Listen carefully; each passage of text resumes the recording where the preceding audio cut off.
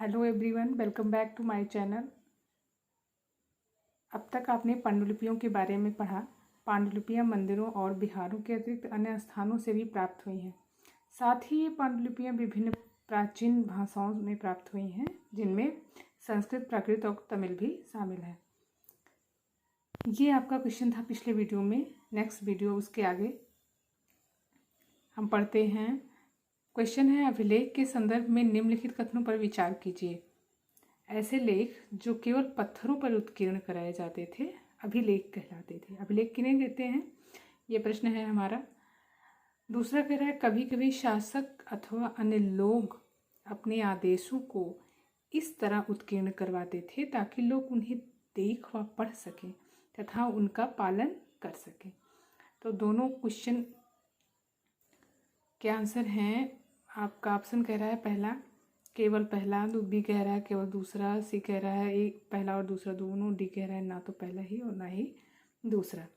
Answer इसमें B दिखा रहा है। और व्याख्या देखते हैं। ऐसे लेख जो पत्थर अथवा धातु जैसी अपेक्षाकृत कठोर सतह पर उत्कीर्ण कराए जाते हैं वे अभिलेख कहलाते हैं। अतः कथन पहला गलत है।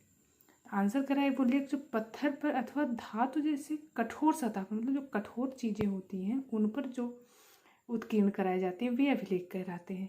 लेकिन इसमें क्या लिखा है, ऐसे लेख जो केवल पत्थर, केवल लगा है ना क्वेश्चन आंसर में, तो इसलिए ये केवल पत्थरों पर नहीं उत्कीर्ण कराए जाते, ठोस धातुओं पर भी उत्कीर्ण कराए जाते हैं। वो पत्थर भी ठोस होता है और ये धातु जो कठोर है जिसकी सतह उस पर उत्कीर्ण कराए जाते हैं, अभिलेख वही कहलाते हैं। और दूसरा क्या कह रहा है कि दूसरा सही ही है, पहला तो गलत था। दूसरा कह रहा है कि अभिलेख में राजाओं, रानियों तथा अन्य लोगों के आदेश, कार्य विवरण, विषय आदि का उल्लेख किया जाता है। मतलब जो राजा उस टाइम शासन करते थे, उन राजाओं के अपने आदेश, उन्होंने क्या क्या कार्य किया, उनका पूरा विवरण और उस विषय के बारे में उल्लेख किया जाता था। किस पर? वो जो उत्कीर्ण कराते थे अपने आदेशों को, जिनको अभिलेख कहते हैं। आगे 7वां क्वेश्चन कह रहा है कि अशोक का कांधार से प्राप्त अभिलेख निम्नलिखित में किन लिपियों में लिखा है। अशोक के अभिलेख के बारे में क्वेश्चन बहुत आता है, चाहे वो टीजीटी हो, चाहे वो सीटेट, टेट, हर परीक्षाओं में, आप कंपटीशन की सारी परीक्षाओं में अशोक के क्वेश्चन जरूर आते हैं। पहला देखिए, अशोक का कांधार से प्राप्त अभिलेख निम्नलिखित में से किन लिपियों में लिखा गया है। तो अशोक की जितनी भी लिपियां हैं उनमें 3 लिपियां इंपॉर्टेंट हैं, अरामाइक, ब्राह्मी और यूनानी। तो आपका ऑप्शन कह रहा है कि पहला अरामाइक और ब्राह्मी, दूसरा कह रहा है यूनानी और ब्राह्मी, तीसरा कह रहा है देवनागरी और तमिल, दिख रहा है यूनानी और अरामाइक। आंसर आपका डी है, यूनानी और अरामाइक। जो अशोक के कई अभिलेख हैं जिनमें कांधार अभिलेख जो है वो उसकी लिपि लिखा किस भाषा में है, तो यूनानी में और अरामाइक में। आगे देखिए, अगला क्वेश्चन कह रहा है कि ईसा मसीह के जन्म के पूर्व सभी तिथियां ईसा मसीह या ईसा पूर्व के रूप में जानी जाती हैं। और अब आर कह रहा है कि वर्ष की गणना ईसाई धर्म प्रवर्तक ईसा मसीह के जन्म की तिथि से की जाती है। नीचे दिए गए कूट का प्रयोग करके सही उत्तर का चयन कीजिए। ए और आर दोनों सही हैं। आर एक की सही स्पष्टीकरण है। कहने का मतलब दोनों सही और सही स्पष्टीकरण दिया गया है ए और आर का। बी कह रहा है ए आर दोनों सही, परंतु आर और ए का स्पष्टीकरण सही नहीं है। दोनों में से आंसर कौन सा है? सी कह रहा है सही है परंतु आर गलत, ए सही है परंतु आर गलत है। डी कह रहा है ए गलत है परंतु आर सही है। इसके ऑप्शन कौन सा सही, इसमें व्याख्या देखते हैं।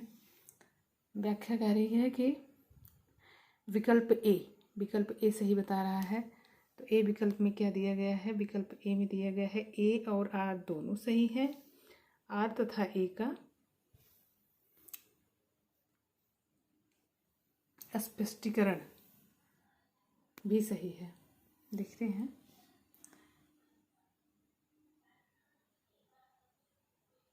व्याख्या करी है कि ईसा पूर्व को अंग्रेजी में बिफोर क्राइस्ट कहते हैं, बीसी जिसे कहते हैं। ईसा पूर्व को अंग्रेजी में बिफोर क्राइस्ट, बीसी कहते हैं। और हिंदी में वर्तमान में तिथि प्रयोग में ईस्वी का चलन है, जिसे अंग्रेजी में एनो डोमिनी कहा जाता है या एडी भी कहा जाता है, इसका शॉर्ट फॉर्म है। BCE का अर्थ बिफोर कॉमन एरा तथा CE का अर्थ कॉमन एरा होता है। BP का प्रयोग बिफोर प्रेजेंट के लिए किया जाता है।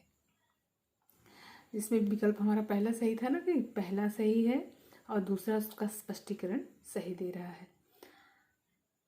दूसरा क्वेश्चन कह रहा है आरंभिक मानों की खोज।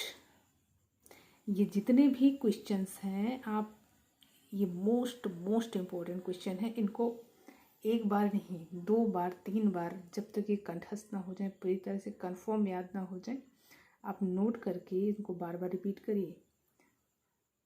आरंभिक मानव की खोज में मतलब शुरुआती मानव, जब मानव हुआ, आदि मानव से मानव के रूप में जब कन्वर्ट हुआ, उसकी खोज कैसे हुई, इसके बारे में बताया जा रहा है कि निम्नलिखित पुरास्थलों में से किस स्थान से मनुष्य के या मानव के आखेटक खाद्य संग्राहक होने के प्रमाण नहीं मिले हैं। यानी मतलब मानव आखेटक खाद्य संग्राहक था, लेकिन किन स्थानों से मिले हैं और किन स्थानों से नहीं मिले हैं। किन स्थानों से मिले हैं उसमें ये भी है, और नहीं मिले हैं तो कोई एक ऑप्शन है, जैसे भीमबेटका, चिरांद, हुस्संगी और कुरनूल की गुफाएं। भीमबेटका में आप गुफाओं में चित्र बने हुए हैं, जिस चित्रांकन हुआ है उससे पता चलता है कि मनुष्य आखेटक था, वो शिकार करता हुआ चित्र बना है। हुस्संगी आपके कर्नाटक में है, जैसा कि लिखा हुआ है। और कुरनूल की गुफाओं में भी जो है इस तरह के चित्र बने हुए हैं, जिससे पता चल जाता है कि हाँ, ये मानव जो है आखेट करके भोजन प्राप्त करता था। आंसर आपका जो है C सही है, क्योंकि इसमें ही प्रमाण, चिरांद जो बिहार में है, इसके प्रमाण नहीं मिले हैं। देखिए, व्याख्या करिए। भीमबेटका, हुस्संगी और कुरनूल की गुफाओं में मनुष्य के आखेटक व खाद्य संग्राहक होने का प्रमाण मिला है। मतलब मनुष्य शिकारी था और खाद्य को संग्रह करता था, इकट्ठा करके भोजन करता था। ये तीनों पाषाणिक पुरास्थल हैं। कहने का मतलब भीमबेटका, हुस्संगी और कुरनूल की गुफाएं जो हैं वो पूरा पाषाणिक पुरास्थल हैं, और जबकि चिरांद जो है वो नवपाषाणिक पुरास्थल है। पूरा प्राचीन काल को 3 भागों में बांटा गया था, सबको पता है। पाषाण काल को 3 भागों में बांटा गया था, पूरा पाषाण काल, मध्य पाषाण काल, नवपाषाण काल। तो पूरा पाषाण काल की स्थान भीमबेटका, हुस्संगी, कुरनूल की गुफाएं, और नवपाषाणिक पुरास्थल कौन है? चिरांद है। भी कह रहा भीमबेटका नर्मदा नदी के किनारे, हुस्संगी और कुरनूल तुंगभद्रा नदी के किनारे स्थित है। स्थान बता रहा है नदियों का, कि भीमबेटका जो है वो नर्मदा नदी के किनारे है, और हुस्संगी और कुरनूल की गुफाएं जो हैं वो तुंगभद्रा नदी के किनारे स्थित है। आगे देखिए, अगला क्वेश्चन कह रहा है कि निम्नलिखित पुरास्थलों में से कौन से पाषाणिक पुरास्थल हैं। जैसा अभी आपने देखा, नवपाषाणिक पुरास्थल चिरांद है, ऊपर आपने अभी देखा ही है। उसी तरह से इसमें ढूंढना है। पहला कह रहा है कि इसमें लिखा हुआ है रेड पेन से, तो देख लीजिए। मेहरगढ़ कहाँ है? बलूचिस्तान। सराय खोल एक ऐसी स्थान का नाम है। देखिए क्वेश्चन इसको बाद में देखिए, पहले क्वेश्चन देखिए। पहला है मेहरगढ़, दूसरा है वुर्जहोम, तीसरा है महागढ़ा, चौथा है कोल्डीवा, और पांचवा कहाँ है? दाऊजली हेडी। इस पे पुरास्थलों को क्या करना है? इसको खोजना है कि कौन से नवपाषाणिक हैं, कौन से पूरा पाषाणिक है, कौन से मध्य पाषाणिक है। नवपाषाणिक आपको देखना है। तो इसमें जो है नीचे के कूट में पहला कह रहा है पहला दूसरा, ऑप्शन कह रहा है पहला दूसरा है नवपाषाणिक, दूसरा कह रहा है, बी कह रहा है चौथा पांचवा है, सी कह रहा है केवल तीसरा चौथा पांचवा है, डी कह रहा है पहला दूसरा तीसरा चौथा और पांचवा है। कुल मिला के सभी हैं, लेकिन आपका उत्तर बता रहा है कि डी सभी। उपरोक्त सभी नवपाषाणिक पुरास्थल हैं। उपरोक्त सभी नवपाषाणिक पुरास्थल हैं। अब इन पुरास्थलों के बारे में जान लीजिए। जो रेड पेन से लिखा गया है, मेहरगढ़ और सरायखोल बलूचिस्तान में है। ये आपका नवपाषाणिक पुरास्थल है। बुर्जहोम गुफकराल जो कश्मीर में है, और महागढ़ा चौपानी मांडो ये उत्तर प्रदेश में है।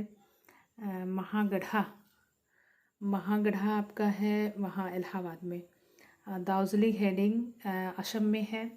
बुर्जहोम सबको पता है कश्मीर में है। गुफकराल भी कश्मीर में है। कोल्डीवा उत्तर प्रदेश में है आपके। चिरांद बिहार में है, ऊपर आपने देखा ही है। चिरांद नवपाषाणिक स्थल है।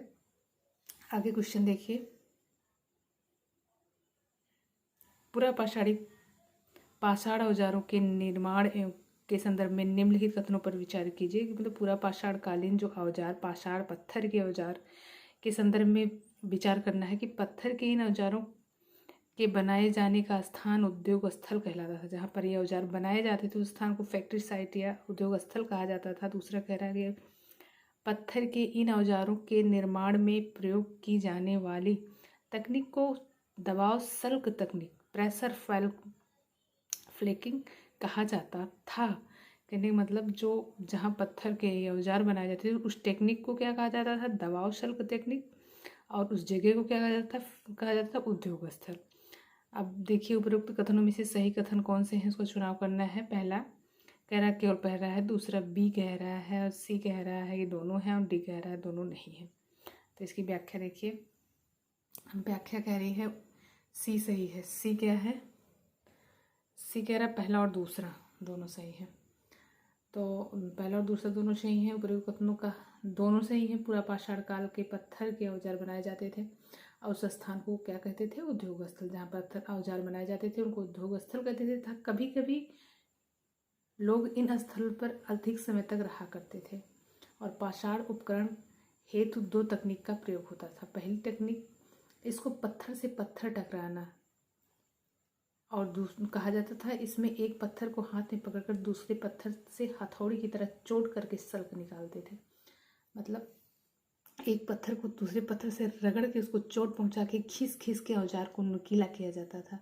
और तो दूसरी टेक्निक बता रहा है कि इसको दबाव सल्क टेक्निक कहा जाता था। इसमें क्रोड को एक स्थिर जगह पर टिका देते थे और इस क्रोड या हड्डी या पत्थर रखकर उस पर हथौड़ी नुमा पत्थर से सल्क निकाले जाते थे। जैसे अभी आप लोहे को पीटते हुए देखते हैं तो एक जगह एक जिसको बनाया जा रहा है औजार उसको एक जगह टिका जाता है और दूसरे से प्रहार किया जाता है, दूसरे से चोट पहुंचाई जाती है।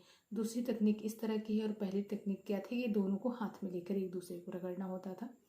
तो आज का वीडियो यहीं तक। अगर अच्छा लगे आपको वीडियो हेल्पफुल है तो मेरे हिसाब से, अगर आपके हिसाब से हेल्पफुल है तो इसको लाइक ज़रूर करिए, शेयर ज़रूर करिए। Thank you.